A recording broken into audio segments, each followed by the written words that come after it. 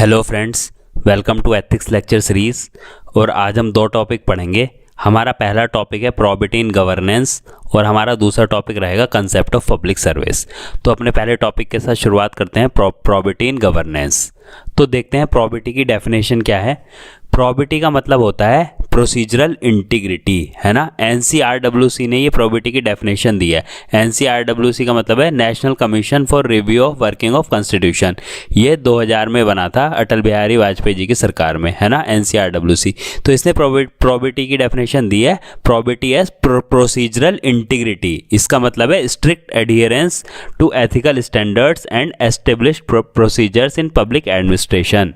मतलब public administration में हमें इस एथिकल स्टैंडर्ड्स को फॉलो करना है और जो प्रोसीजर्स हैं, है ना, जो एस्टेब्लिश्ड प्रोसीजर्स हैं उनको फॉलो करना है। तो इसीलिए देखो ये ऊपर लिखा हुआ है प्रोसीजरल इंटीग्रिटी।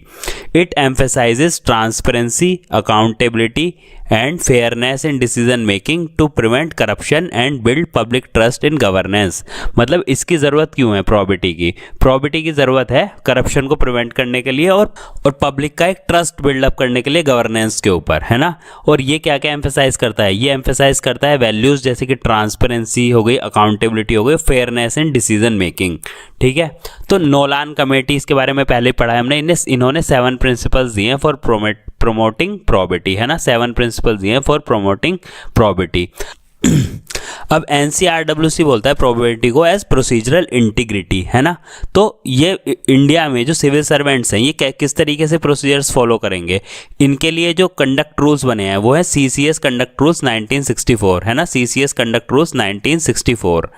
तो सीसीएस कंडक्ट रूल्स क्या रेगुलेट करते हैं? ये रेगुलेट करते हैं कि जो सिविल सर्वेंट्स हैं उनका कंडक्ट किस तरीके से होना चाहिए, है ना। और सीसीएस कंडक्ट रूल्स बने थे संथानाम कमेटी की रिकमेंडेशन पे, है ना। ये कमेटी सेटअप की गई थी 1962 में और इसने जो रिकमेंडेशन दिए उसके बेसिस पे 1964 में बने सीसीएस कंडक्ट रूल्स, है ना। सीसीएस कंडक्ट, उससे पहले जो कंडक्ट रूल्स थे जो इंडिपेंडेंस के बाद से चले आ रहे थे उनको रिप्लेस किया सीसीएस कंडक्ट रूल्स 1964 ने, है ना। अब देखिए सीसीएस कंडक्ट रूल्स क्या करेंगे, ये जो पब्लिक सर्वेंट्स हैं उनके कंडक्ट को रेगुलेट करेंगे और उसकी वजह से क्या होगा, उसकी वजह से एक प्रोसीजरल इंटीग्रिटी होगी उनके अंदर, है ना। वो फॉलो करेंगे एथिकल स्टैंडर्ड्स को, जो स्टैंडर्ड्स इसमें लिखे हुए होंगे कंडक्ट रूल्स में और जो प्रोसीजर्स इसमें बताए गए होंगे। तो उससे क्या होगा, उससे प्रॉबिटी आएगी गवर्नेंस में। और प्रॉबिटी का मतलब है प्रोसीजरल इंटीग्रिटी। अब देखिए मैंने आपको बताया था ना नोलान कमेटी के 7 प्रिंसिपल्स इन पब्लिक लाइफ। तो ये 7 प्रिंसिपल्स हैं जो पब्लिक सर्वेंट्स को फॉलो करने चाहिए फॉर प्रॉबिटी, है ना। ये पहला प्रिंसिपल है सेल्फलेसनेस, दूसरा ऑब्जेक्टिविटी, तीसरा ओपननेस, चौथा लीडरशिप, पांचवा इंटीग्रिटी, छठा अकाउंटेबिलिटी और सातवां ऑनेस्टी। ठीक है।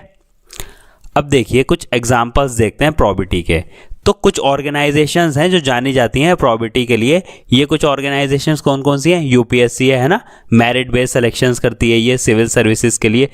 कैग है ना, controller and auditor general of India. Election commission जो कि free and fair elections conduct कराती है। और सीवीसी सेंट्रल विजिलेंस कमीशन जो कि चेक करती रहती है कि मतलब पब्लिक सर्वेंट्स करप्शन और करप्ट प्रैक्टिसेस में इंडल्ज ना हो। अब हम फॉर्मर आईएएस ऑफिसर्स के कुछ एग्जांपल्स देखते हैं। जैसे कि फॉर्मर चीफ इलेक्शन कमिश्नर थे टीएन शेषन जो कि लेके आए थे इलेक्टोरल रिफॉर्म्स, है ना। फॉर्मर सीएजी विनोद राय जिन्होंने एक्सपोज किया था 2G स्कैम। एक एग्जांपल है आईएएस दुर्गा शक्ति नागपाल का जिन्होंने इलीगल सैंड माइनिंग को एक्सपोज किया था यूपी में, है ना। एक एग्जाम्पल है सत्येंद्र दुबे जी का जो कि आईईएस ऑफिसर थे, है ना, एनएचएआई में। और इन्होंने विसल ब्लोइंग केस के लिए इनको जाना जाता है ना। इन्होंने एनएचएआई में जो करप्शन चल रहा था उसके अगेंस्ट इन्होंने आवाज़ उठाई थी। ठीक। तो ये सब एग्जाम्पल्स हैं प्रॉबिटी इन गवर्नेंस के, है ना। इसमें ऑर्गेनाइजेशंस के भी एग्जाम्पल्स हैं और इसमें पब्लिक सर्वेंट्स के भी एग्जाम्पल हैं। अब इससे रिलेटेड एक कोट पढ़ते हैं प्रॉबिटी से रिलेटेड। तो पीएम मोदी की कोट है, इन्होंने बोला good governance with probity and transparency, है ना। Good governance with probity and transparency is the corner stone of a prosperous and successful nation.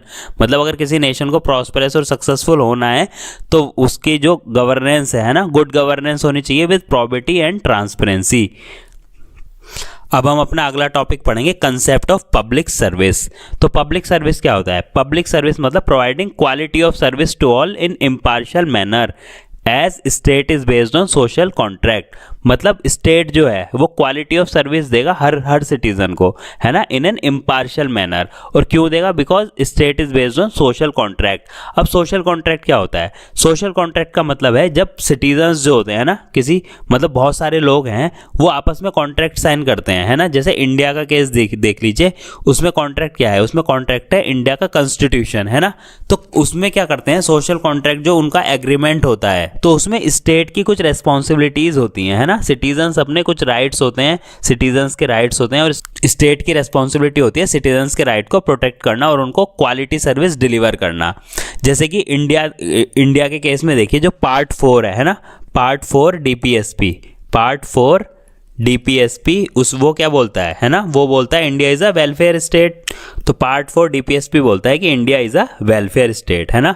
तो वेलफेयर स्टेट क्या करेगा? वो क्वालिटी ऑफ सर्विस देगा सबको, है ना। और क्यों देगा? क्योंकि it is based on social contract. Okay, अब देखते हैं चेंजेस आफ्टर 1980s, मतलब 1980s के बाद सर्विस डिलीवरी में क्या क्या चेंजेस आए। तो इसका पहला पॉइंट है राइट बेस्ड अप्रोच, है ना। राइट बेस्ड अप्रोच का मतलब है सिटीजन्स का भी ये राइट हो गया है कि वो स्टेट से एक्सपेक्ट करेंगे कि हमें सर्विस जो है वो अच्छी क्वालिटी की सर्विसेज मिलनी चाहिए। फॉर एग्जांपल जैसे ओल्ड पीपल हो गया, है ना, ओल्ड पीपल हो गए, वुमेन हो गई, तो उनके लिए राइट बेस्ड अप्रोच है। मतलब अगर वो पेंशन, सपोज करो कोई ओल्ड पर्सन है 60 से ऊपर का, तो वो जो नेशनल सोशल असिस्टेंस प्रोग्राम है तो उसका राइट है उसमें पेंशन लेना, अगर वो उसके लिए एलिजिबल है तो स्टेट उसको मना नहीं कर सकता, है ना। अब अगला पॉइंट है प्राइवेटाइजेशन ऑफ सर्विसेज। पहले क्या था? स्टेट ही बहुत सारी सर्विसेज प्रोवाइड कर रहा था, बट 1980s के बाद से क्या हुआ? प्राइवेटाइजेशन ऑफ सर्विसेज हुआ। जैसे कि हेल्थ केयर में बहुत सारे प्राइवेट हॉस्पिटल्स हो गए, है ना। एजुकेशन में बहुत सारे प्राइवेट इंस्टीट्यूट्स हो गए। अब देखिए अगर हम एथिकली देखें तो एथिकली जो हेल्थ केयर और एजुकेशन है ना, ये गवर्नमेंट के पास ही रहना चाहिए और ये सबको फ्री में होना चाहिए। जैसे social goods like health and education should not be privatise, है ना। क्योंकि इनसे क्या होता है, मान लीजिए हेल्थ और एजुकेशन प्राइवेटाइज हो गए तो जो गरीब लोग हैं उनके पास हेल्थ का और एजुकेशन का जो बेसिक उनका राइट है जो उनको मिलना चाहिए वो उनको नहीं मिल पाता है। इसके कुछ एग्जांपल्स हैं, फोर्टिस केस, मैक्स केस। मतलब यहाँ पे कुछ एथिकल स्टैंडर्ड्स को डॉक्टर्स द्वारा फॉलो नहीं किया गया। जैसे कि मान लीजिए कभी कभी क्या होता है कि कोई पेशेंट है वो एक्सपायर हो गया, लेकिन तब भी उसको क्या हुआ, उसको वेंटिलेटर पे रखा हुआ है, और जो पेशेंट्स के जो रिलेटिव्स आए हुए हैं उनसे ज़्यादा से ज़्यादा पैसा डिमांड किया जा रहा है। या फिर कभी कभी क्या होता है, जो ऑर्गन्स होते हैं, है ना, ऑर्गन्स की इलीगल ट्रैफिकिंग होती है, तो उसके लिए क्या होता है, जैसे कुछ हॉस्पिटल्स में क्या होता है कि किसी की किडनी निकाल लिया, किसी का लीवर निकाल लिया, है ना, इस तरीके की माल प्रैक्टिसेस होती हैं। तो इसीलिए बोला जाता है कि हेल्थ और एजुकेशन प्राइवेटाइज नहीं होने चाहिए, है ना। अगर वो जो सर्विस है हेल्थ और एजुकेशन की वो गवर्नमेंट के पास रहे और गवर्नमेंट उसको फ्री में सबको प्रोवाइड किए, तो वो एक आइडियल सिचुएशन है। अब इसके कुछ एग्जांपल्स देखते हैं। House allocation under PM Awas Yojana, है ना। पीएम आवास योजना में क्या है कि जो गरीब लोग हैं जिनके पास हाउस नहीं है तो उनको घर दिया जाए, है ना। तो स्टेट क्या कर रहा है? स्टेट इसमें पब्लिक सर्विस कर रहा है ना। अब अगला देखिए, अगला इंडिविजुअल्स बेस्ड, है ना, individual based public service. Sonam Wangchuk हैं, सोनम वांगचुक लद्दाख के हैं और उन्होंने शुरू किया है, लद्दाख में शुरू किया था ऑपरेशन न्यू होप, है ना। ऑपरेशन न्यू होप शुरू किया था। ऑपरेशन न्यू होप में ये था कि जो बच्चे हैं उनकी स्कूलिंग, प्राइमरी स्कूलिंग जो है वो बहुत अच्छे से होनी चाहिए। तो ये इनका ऑपरेशन न्यू होप था कि जितने बच्चे हैं सबको प्राइमरी एजुकेशन मिलनी चाहिए और ये उनका राइट होना चाहिए, है ना। अब अगला एग्जांपल है अरुणा रॉय का। अरुणा रॉय ने क्या किया? आईएएस से रिजाइन किया to work on grass root level, और उन्होंने अपनी एनजीओ शुरू की MKSS, है ना, मजदूर किसान शक्ति संगठन। इन्होंने RTI, इसने मजदूर किसान शक्ति संगठन ने RTI के लिए भी प्रोटेस्ट किए थे, जिसकी वजह से RTI एक्ट जो आया 2005 उसमें भी इनका काफ़ी बड़ा रोल है ना। अब बेस्ट प्रैक्टिसेस देखते हैं कुछ। ये पब्लिक सर्विस में सिंगापुर का है technology and data driven based public services. मतलब सिंगापुर में क्या है, सिंगापुर में टेक्नोलॉजी का काफ़ी यूज़ किया जाता है, डेटा ड्रिवन पब्लिक सर्विस है, मतलब डिजिटाइज है वहाँ पे सारी चीज़ें। इंडिया में भी देखिए धीरे धीरे चीज़ों को डिजिटाइज किया जा रहा है, जैसे कि PM किसान योजना हो गई, उसमें आप देख सकते हैं कि आपकी किस्त कब आएगी, है ना। बाकी आयुष्मान भारत वो डिजिटाइज है, बहुत सारी चीज़ें डिजिटाइज की जा रही हैं। तो ये सब हमने सीखा है, बाकी कंट्रीज से भी सीखा है, जैसे सिंगापुर है उसने हमसे पहले से ये चीज़ें इंप्लीमेंट कर रखी हैं। अब कुछ कोट्स देखते हैं पब्लिक सर्विस के ऊपर। गांधी जी की कोट है, the best way to find your self is to lose your self in the service of others. मतलब दूसरों की सर्विस में अगर आप अपने आप को खो दोगे तो आप you can find your self. और विवेकानंद जी की भी कोट है। विवेकानंद जी ने क्या बोला है? इन्होंने बोला है, service to man is service to God. ये आप सभी ने सुनी होगी।